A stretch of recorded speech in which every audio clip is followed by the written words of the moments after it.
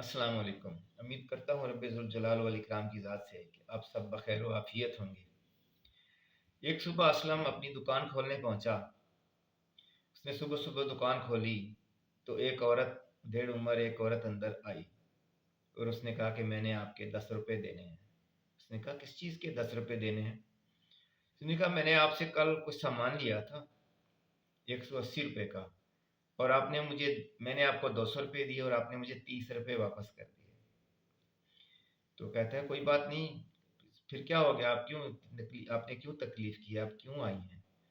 तो उसने कहा नहीं, मैं तो रात को भी आई थी, लेकिन आप दुकान बंद करके जा चुके थे, अब दोबारा आई हूँ।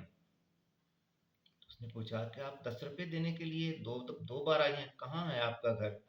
उसने जगह बताई तो वो बड़ा हैरान हुआ कि ये औरत 7 किलोमीटर से 10 रुपए वापस करने के लिए दो दफा मेरी दुकान पे आई है।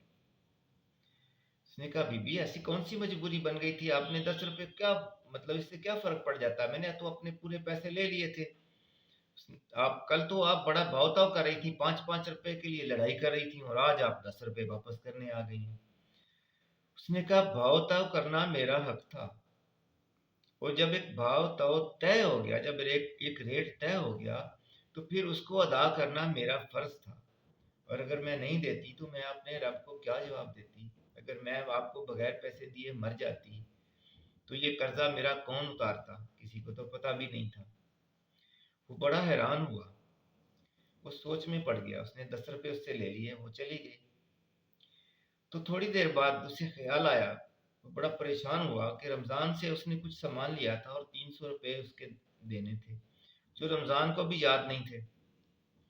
वो बहुत परेशान हुआ और कुछ देर सोचने के बाद उसने 300 रुपये निकाले और भागता हुआ रमज़ान की दुकान पे गया। उसने कहा भाई ये 300 रुपये हैं।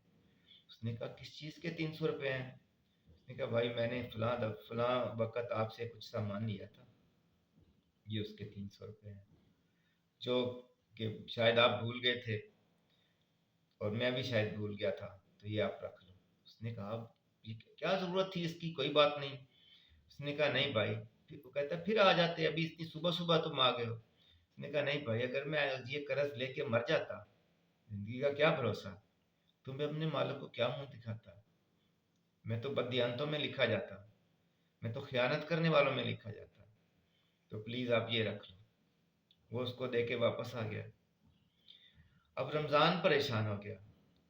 उसने अपने दोस्त से 3 लाख रुपए कर्ज लिए थे किसी काम के लिए, और इसी इसना में उसके दोस्त की वफात हो गई। अब वो 3 लाख रुपए का सिर्फ उसको पता था या उसके दोस्त को पता था? उसके घर वालों को पता नहीं था। उसने सोचा कि मैंने ये क्या किया है? मेरा दोस्त फौत हो गया और मैं उसके 3 लाख रुपए खा गया हूँ। उसने मेरी ज़रूरत के वक्त मेरा काम किया और मैंने उसका एहसास भी नहीं किया। और अगर मैं मर जाऊं ऐसे ही, तो मैं अल्लाह को क्या मुंह दिखाऊंगा? मेरा क्या बनेगा? मेरा कर्जा कौन उतारेगा? किसी को तो पता भी नहीं है। तो उसने बहुत देर तक सोचो विचार किया, क्योंकि पैसे ज्यादा थे। शाम तक वो इस बात पे पहुंच गया कि ये मुझे पैसे वापस करने चाहिए उसके घर वालों को। उसने 3 लाख रुपए लिए और उस घर में चले गया, और वो घर उसी बेवा औरत का था जो सुबह 10 रुपए वापस करने असलम की दुकान पे आई थी। उसने उससे माजरत की, उसको 3 लाख रुपए दिए।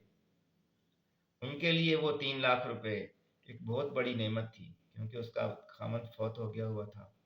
वो बेवा थी और छोटे छोटे उसके बच्चे थे, और वो लोगों के घर में काम करके अपना वक़्त पूरा करती थी।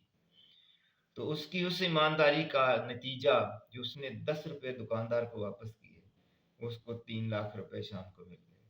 तो ये है ईमानदारी का अंजाम, ईमानदारी का नतीजा। खुश रहिए, ईमानदारी से रहिए, खुशियाँ बांटिए, अपने इर्द गिर्द देखिए, सबको खुश रखिए। अल्लाह ताला हमें आसानियाँ अता फरमाए और आसानियाँ तकसीम करने का शर्फ अता फरमाए। चैनल को सब्सक्राइब कर दिए, वीडियो को लाइक और शेयर कर दीजिए। आपका बहुत बहुत शुक्रिया।